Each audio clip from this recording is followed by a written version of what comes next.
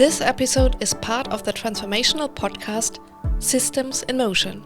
If you want to learn more about the leverage points, please listen to the opening episode. In her vibrant speech, Liz questions humanity and let us think about power and empathy. Are you ready to make a difference and engage yourself in a just world?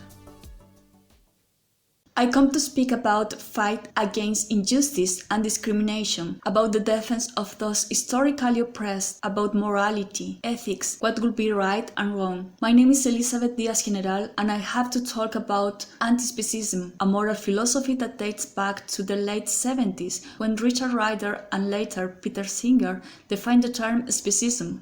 My topic is related to the fight against the discrimination of sentient beings according to the species with which they were born, which has no moral attribution. It is difficult to cover this topic in only 10 minutes because, contrary to what popularly people believe, it is connected to several issues in our society, and we could discuss during hours about numbers, but especially about beliefs. But here, I want to bring up the connection with the human species. The history of humans on the planet has been marked by important acts of injustice and inequality, many of them attributed to power. And from this, we have learned that something, an action, that is part of a tradition or a culture doesn't mean that it is right, like women oppression, or that something that has been carried out or rather normalized for years doesn't mean that it's right, like slavery. Or just because we know that something is legal doesn't mean that it's okay to do that, like social opportunities according to skin color. It is not okay if someone else's fundamental rights are violated, such as freedom, non-violence, or the right to life. Nowadays, we agree that it's not okay to discriminate people by race or social status, sexual orientation, gender. So why should it be okay to discriminate according to the species of an individual if it has the same capacity of feeling pain, love, joy, social needs than humans? It is not okay. It is not okay to kill more than 200 million sentient beings, non-human animals, per day, or steal the baby from their mothers to give their milk to humans, or mutilate beings to protect the production of meat or eggs, positively thought to avoid cannibalism inside cages. It is not okay either sentencing babies to death for being born males, the history of chicken, or raping females to increase milk or meat production, or slowly suffocate tons and tons of fish and marine species without any compassion because we are unable to hear their pain,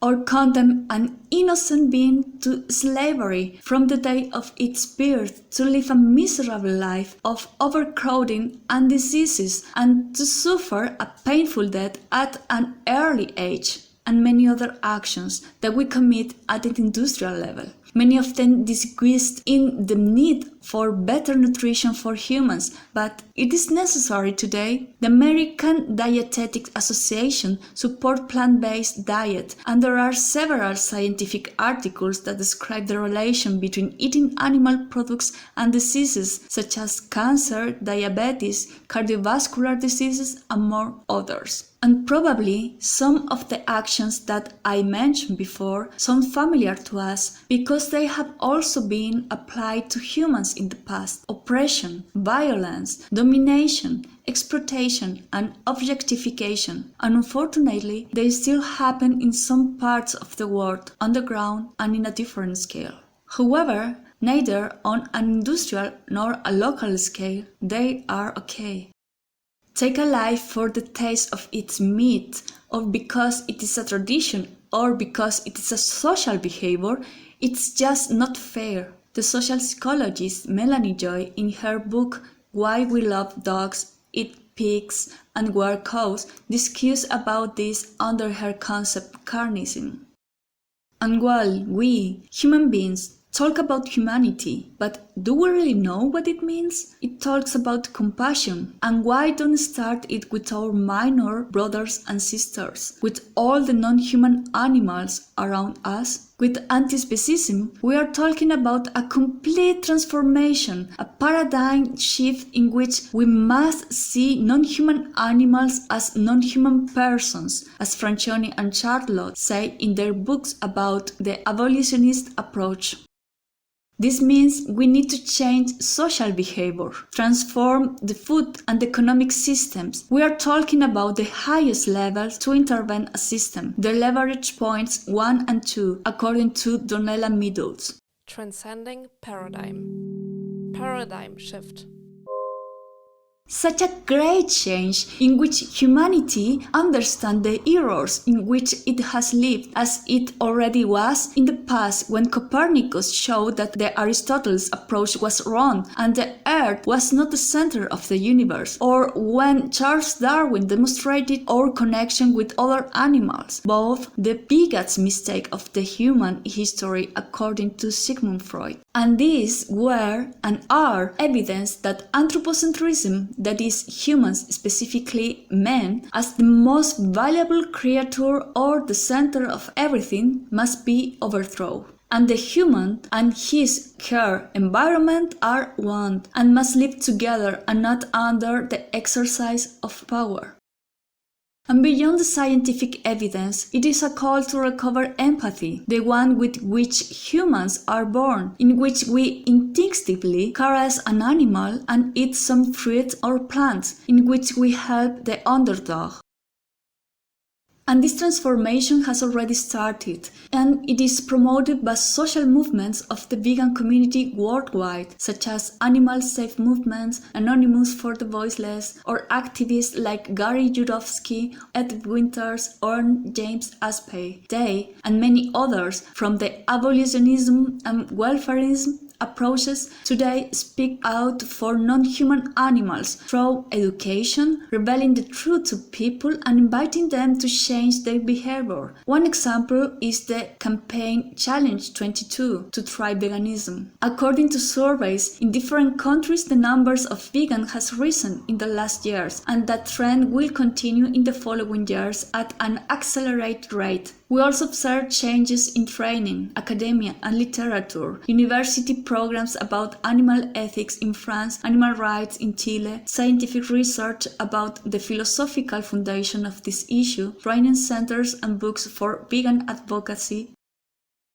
At the political level, fights to include animals in the laws to avoid their objectification and promoting their rights. All this doesn't mean an exclusion of human animals. We talk about the respect for all sentient species. We talk about a social justice where absolutely all sentient beings are considered. And obviously, the message is stronger on behalf of those that are not able to defend themselves in this society. In my years as an animal rights activist, I have seen how people establish a disconnection between human and non-human animals, but there are clear and direct benefits to humans too. I can start mentioning the reduction of climate change factors and environmental negative impacts in general, in terms of biodiversity, water footprint, soil footprint, deforestation, which have been well documented in the scientific literature, including a recent publication from the University of Oxford. There are also benefits in terms of nutrition, as I already mentioned, and in food security. We could feed the global population, changing the current diets of our society. Also, protect mental and physical health of workers, providing decent work and avoiding slavery. The literature review performed this year by Slide and Alaina with respect to the impact of slaughterhouse employment concludes that there is a relationship between this form of employment and negative psychological and behavioral outcomes, both at the individual level and for the broader society. And interviews to slaughterhouse workers describe that they are also exposed to physical injuries. And I would like to stop for a few seconds here and read some fragments of a declaration of an ex-slaughterhouse worker published in plantbasednews.org. It says, The worst thing was seeing these poor, innocent animals and knowing what was going to happen to them. Their whole lives had been misery, and they would now die a violent, frightening death in a cold, brutal place. Yes, I killed animals, too many to count. But do I have more blood on my hands than any non-vegan? And think about this, you are talking into a roast. You didn't hear the torture scream of those animals. You didn't see them fight with every ounce of their strength to stay alive. You didn't clean their blood from the factory floor. I did. And the guilt will haunt me forever. I had suicidal thoughts from the guilt. I still dream about it now. It is all a system. As a worker, I was part of the system. As you have heard until now, anti-speciesism is linked to at least 10 of the 17 Sustainable Development Goals, and as such, it should be part of the objectives of the nations. At this point, you will have already noticed that the anti-speciesism and veganism are not simply a diet, and that it is not only for those who fight for animal rights, but for everyone who defends environmental and social causes, for the ecologists, the socialists, the politician, the researcher, the student, the feminist, the member of the LGBT+ community, especially those who educate, professors, parents, siblings, with a special focus in the new generations. This is an invitation to be coherent with our values in a change that begins with ourselves as individuals, in a change that we can make day by day, from what we eat and how we treat the other sentient beings that inhabit this planet with us. I will finish with the message that Jane Goodall gives in the documentary HOPE. Remember that you make a difference. You, as an individual, make a difference. What you do each day actually is affecting what is going on in the world each day. So your life matters. You matter, and use your life wisely. Thank you very much for listening.